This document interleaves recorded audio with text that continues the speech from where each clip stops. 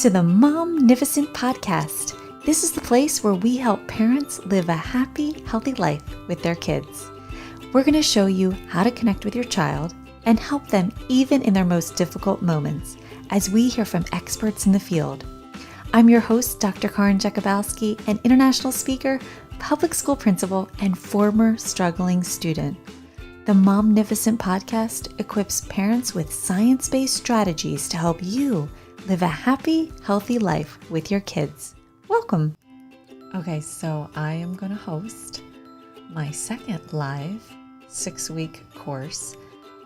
This time it's called Momnificent Mastermind. We're going to go over all of the collaborative problem-solving process that we learned in the Happy Kids Not Perfect Kids live course, and parents have asked for me to launch this again, so here we go.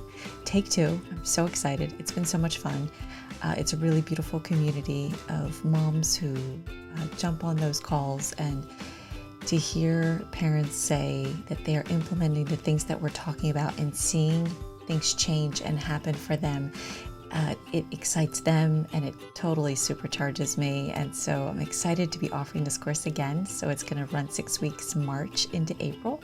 So the link is below. You can register there, or my website, www.educationalimpactacademy.com, and share it with someone you know.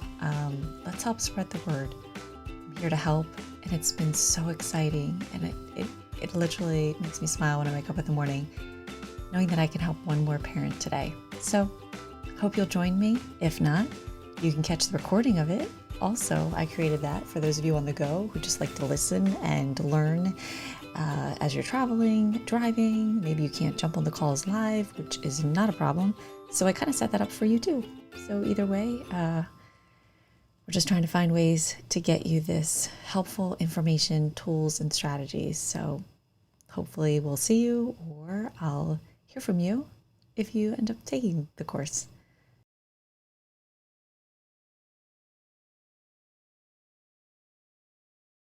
Well, I am so honored to have Dr. Catherine Monk with me today, who is a professor in the Department of GYN and Psychiatry at Columbia University.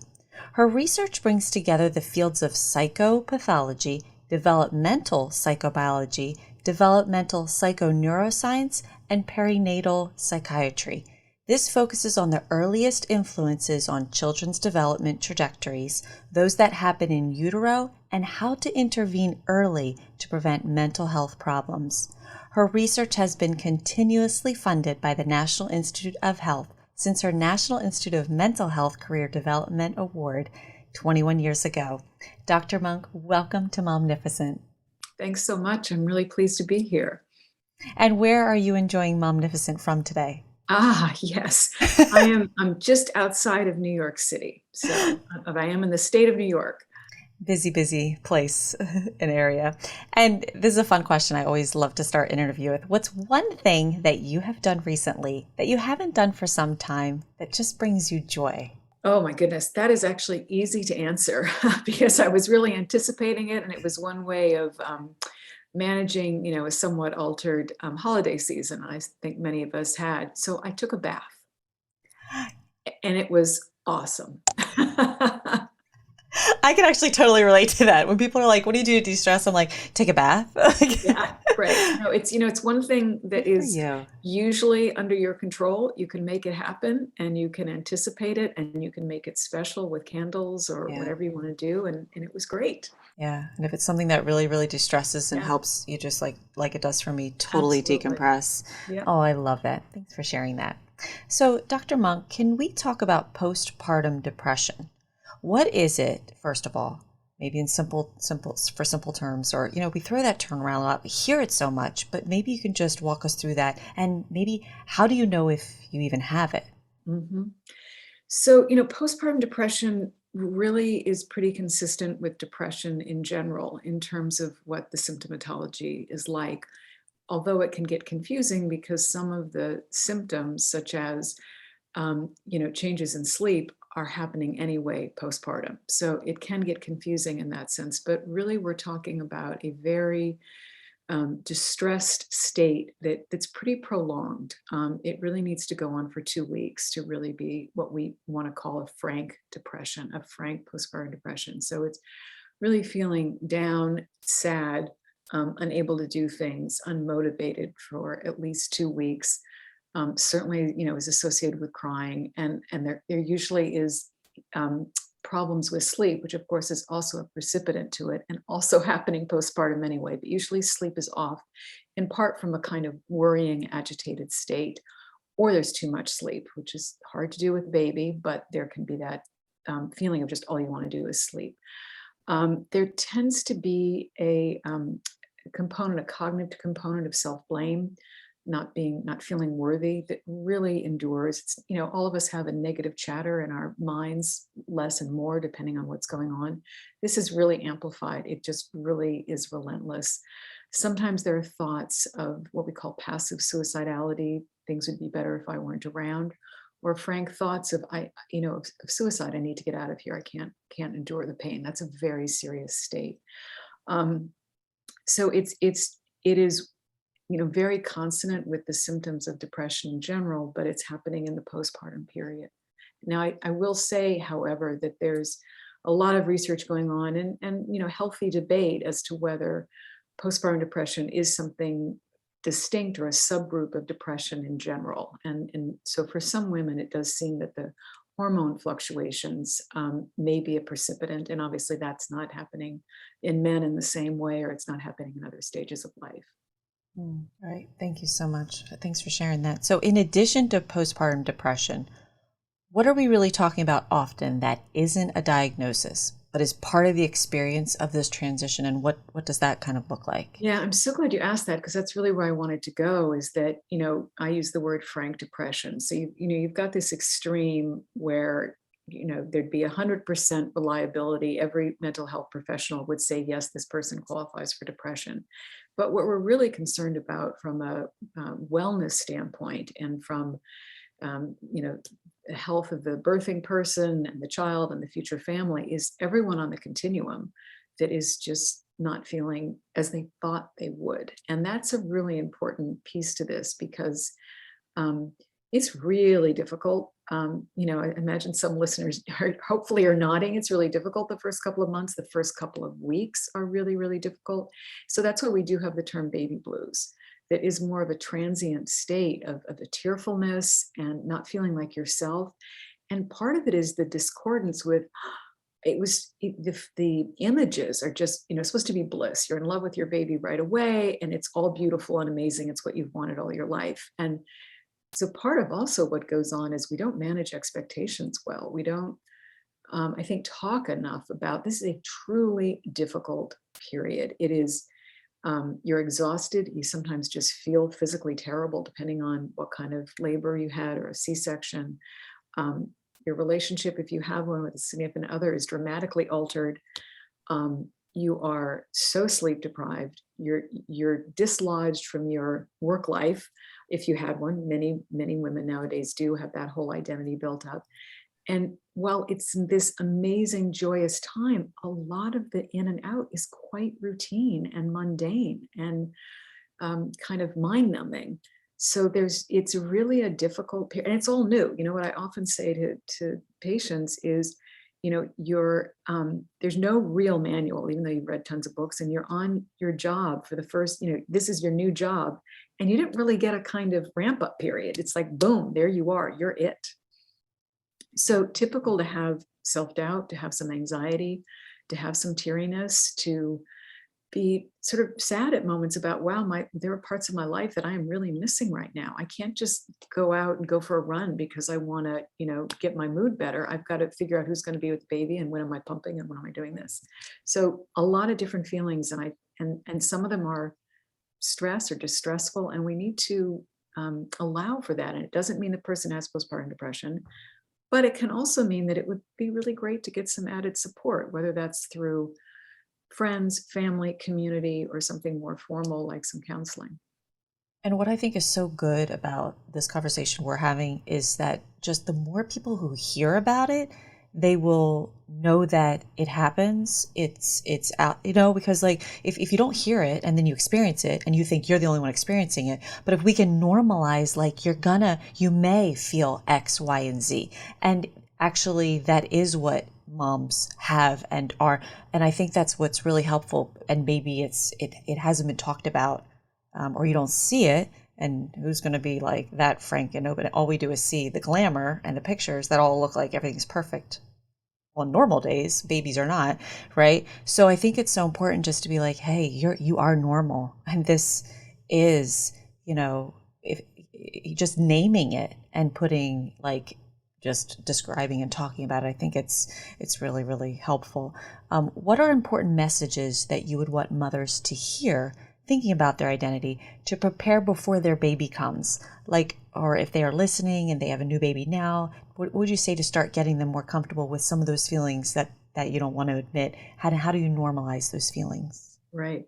Well, you use such a key word there of identity. And I think that's um, I had a patient recently say to me, I thought it was just going to be an add-on, but it's not just an add-on, so becoming a mother. And even though there is, the maternal experience, for many women, frankly, or birthing people, starts even before pregnancy. They always wanted to have children. This is a direction they really wanted to go, and it's a big part of who they want to be, their values, etc. Um, but the sort of how that gets imagined and then what it's actually like. And so the patient said, I thought it was just an add-on, like, okay, now I know how to ski, now I do X. But it's so much more than that. And it does, I think people know this sort of their rational minds, but emotionally may not know so much, is not just adding on. It does also mean taking away. It just by the math problem of the numbers in the day, you can't do all the things you used to do that are part of your identity and be an engaged mother. Then there are lots of different ways to be a mother. I don't mean to put that into a narrow box. Some women, birthing people, to be a good parent feel like I need to be there 14 hours a day. For other people, it's, if I'm 4 hours a day, that's when I'm great and that's going to work best for us. But it's more that this is really not just an add-on. It is, things are not going to be as much as they used to be. There's loss, acknowledging there's some loss. You're saying goodbye to parts of yourself, to an identity that are not going to be as an ascendant right now. They may come back when your child is in their 20s or 30s. You don't walk away from a child most of the time. Other decisions in our lives, we really can walk away from. They can be painful, but we change jobs, we change careers, we do get divorces. Very, very rarely do people really walk away from having a child in that identity and that commitment. So it's huge. And I think we don't talk enough about the shuffling around that. And if I can add on, the different feelings, I like to think of emotions as if I can use this reference, a Jackson Pollock painting, where there's a lot on the canvas all over. And that to say that just because you have feelings of loss or sadness or even anger and frustration, sometimes I was just hearing a patient talk about her baby teething. She said, how did he have the energy? He cried for 6 hours straight. How did he do that? That's hard. And so you can be frustrated. It doesn't mean you don't love your child. It doesn't mean you're a bad mother. So that's why we like that Jackson Pollock painting. You have these different experiences. One doesn't outdo the other. There's sometimes a lot of different feelings at once, and naming them, as you say, acknowledging them, is part of our managing them and having our behaviors go where we want them to go rather than our emotions taking over at times. That's so good. So I think it would be helpful maybe to go through the ways that you've learned in your research that we can take care of ourselves to set ourselves up for the best experience postpartum before the baby's born. What are maybe some concrete steps that parents could do or take to prepare in that way? Yeah, I think the reading that most people do nowadays is important. But I think it's really important to be around people who have babies, but in a different mode. Often before people have children, they're around their friends who have kids, but it's with, okay, that's their kid and we're hanging out and that's great. But now be with them and really watch them as you might, you've watched someone when you've, been trained at a job. Oh, that's how they do that. But then my neighbor does it differently. and wow, babies are so different and parenting is so different. And just you're kind of a participant observer. And talking frankly to people, this is so important. Around what it's really like, what are your hard moments? Ask that question. What are the hard moments? What did you not expect, as a way to help yourself manage expectations? I think the managing expectations really is key. And um, the practical side of that as well. Okay, so how is this really going to work? I mean, do we have the resources to get a night nurse? Do we have the resources to get a doula? Rhode Island is a state right now that supports doulas through both insurance and Medicaid. So people who have all kinds of financial backgrounds can have access to a doula. And in case people don't know, doulas are typically very flexible, and they can come meet with you pregnancy. They can be there at the birth or not, and they can be there postpartum. They can cook a meal. They can hold the baby. They can give some advice on breastfeeding. But planning for that kind of support, or do you have a really involved mother and you really get along with her and that's going to work for you, or a mother-in-law, or a sister, or a friend, or do you not? Is the rhythm with you and your mom is fighting more than anything? Really planning who's going to come out and help, because particularly the first few weeks are so tough. We have become, over the centuries, really removed from how we used to raise parents. That was good slip. How we used to raise children was having parents around, in other generations to really help out. I also think really trying to anticipate around the couple relationship, if there is a partner, what is it going to feel like when the birthing person is super involved in breastfeeding and I'm not getting as much of her time? What is it going to feel like to be so exhausted that even when you're physically potentially ready to be intimate again, you just have absolutely zero energy? That can play out in a relationship. People's feelings get hurt. So all of these things, just really anticipating and talking about it, and planning practically. Being aware, just even bringing it to mind, and then it normalizes it. It doesn't make it like, oh my gosh, I can't believe this is happening. Because if you actually are aware of that, you'll be like, oh, okay. That's why I think it's still good to be open, and hopefully more of these conversations are helping more women hear it. So it does become something like, oh, okay, that could happen. And it's not such a surprise. It's like, oh, well, it has happened to someone else. I'm not, out of the norm, or something's wrong with me because I'm experiencing this, which I think could be easy for someone to think.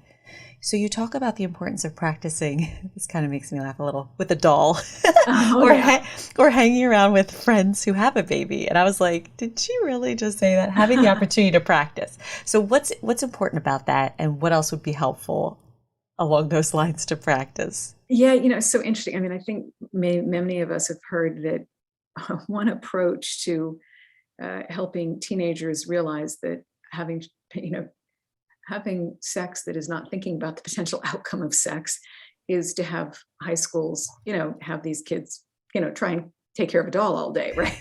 Yes. Sort of. So it's both. I mean, we have an intervention program that we run to aim to prevent postpartum depression in people who are more at risk, where they've had a past depression, or they really have a lot of identified stressors in their lives. They're already feeling that kind of distress that I was describing before. And part of our way of approaching this is that how the baby is doing is going to affect the mother, and how the mother thinks the baby is doing is going to affect her mood, and just how they're doing together. So in pregnancy, they're still very pregnant, but we work with them with a life-size doll that, really has some weight to it, as a way to practice. Swaddling is not easy. It becomes easy once you've done it hundreds of times, but it's not. And so how do you do that? Just kind of getting over some of the awkwardness, getting used to putting on a carrier, because carriers can be a very effective way to soothe some babies, not all, but to allow you to do dishes while you're, minding the baby. So just, it's both a practical, oh, how do you do this? And just kind of maneuvering, again, the kind of logistics, the hard reality of it, but also psychologically, mentally, oh, this is kind of what this is what it feels like. Of course, this baby is not alive, but just starting to more intentionally make space in one's mind about the behaviors, what's going to go on. How do I feel when I've got somebody in a carrier? Yeah. So like they're there. It's almost like you're pretending that they're there, and it puts you that mindset of like they're going to be here, and now what am I going to do, Right. say, think, act, and it gives you like that opportunity to experience something close to it than just like you said before, it's such a shock that or it's such a difference from what I thought it would be. And so I think what you're saying is that will almost help start normalizing some of those things where it won't feel as foreign or yeah, just not what you're used to because you're right, it's something completely different. You can't just say it is like skiing or riding a bike, but all we know is what we know. And when we haven't experienced that in our life yet, it is something new. And you're saying, I love how you're saying that that is some one way to introduce to your whole psyche and your whole really your whole world what this new thing can kind of start to feel like in a way, even though it's not really the reality. Well, and I think, and just to add to it, sort of the mental piece also that we keep on touching on, which I so appreciate, is one of the cognitive strategies is to sort of deal with the future. It doesn't work for everybody. We always have to be mindful that some tools work for some people and some different ones work for others. But is frankly imagining the worst, and these don't have to be catastrophic, the worst, but just really imagining, oh, maybe your baby's going to be really colicky.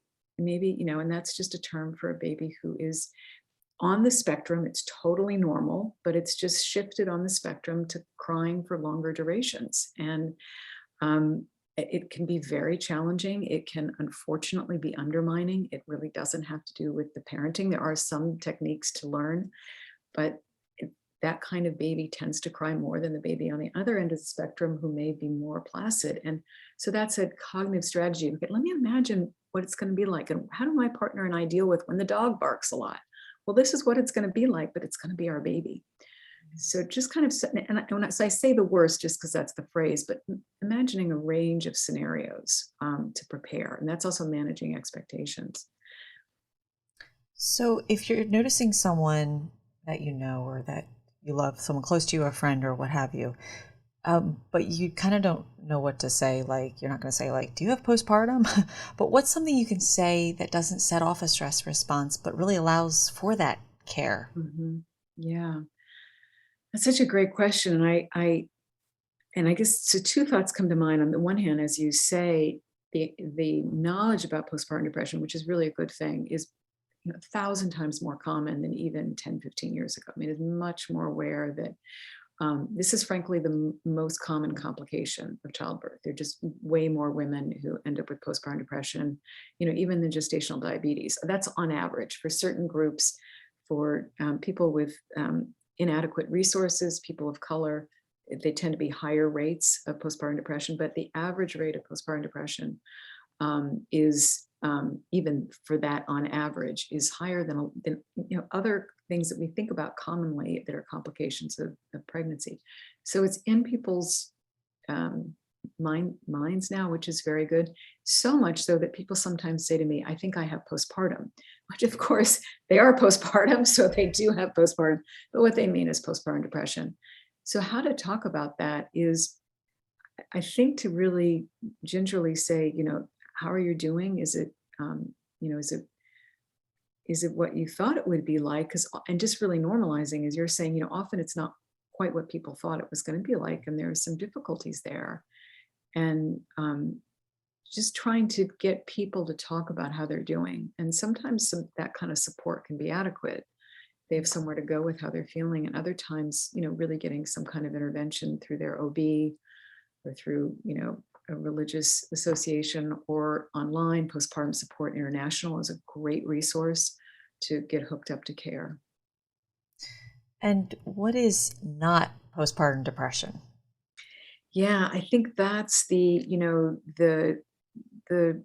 moodiness and teariness that typically is close to after giving birth and is, really lasts a few days. We call that the baby blues. Having all these mixed kind of feelings we're talking about. Just because you're more anxious than you're used to being doesn't mean you have postpartum depression. Or um, you do have some moments of wistfulness or missing something or crying. It doesn't mean it's postpartum depression.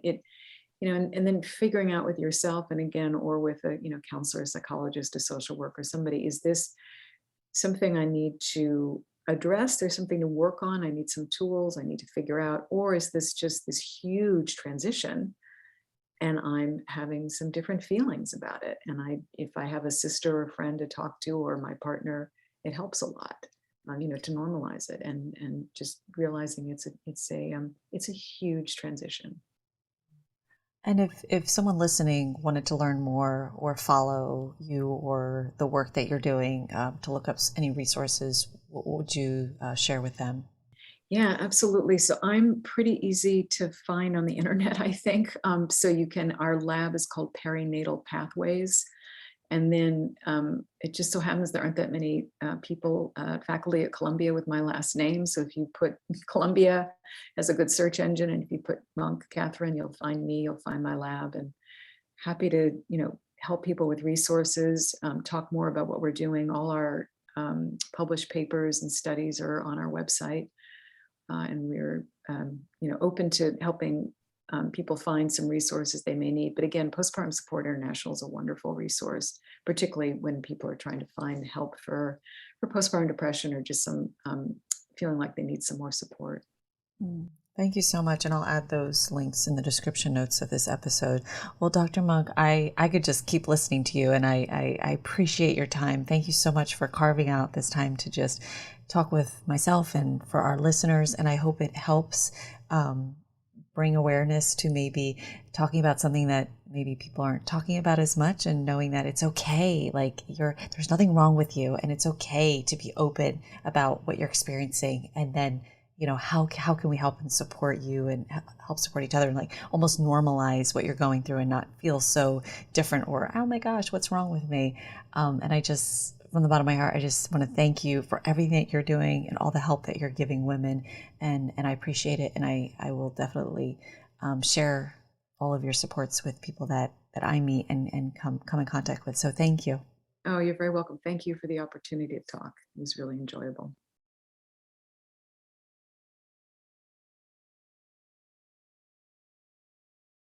Well, that's all we've got for this episode of the Momnificent podcast. If you enjoyed this episode, I would be honored if you would subscribe and rate if you really liked it. I know wherever you're listening right now, it might not be the best time to leave a comment, but feel free to leave a question, a review, or a comment at any time. And until next time, remember, don't worry, be happy.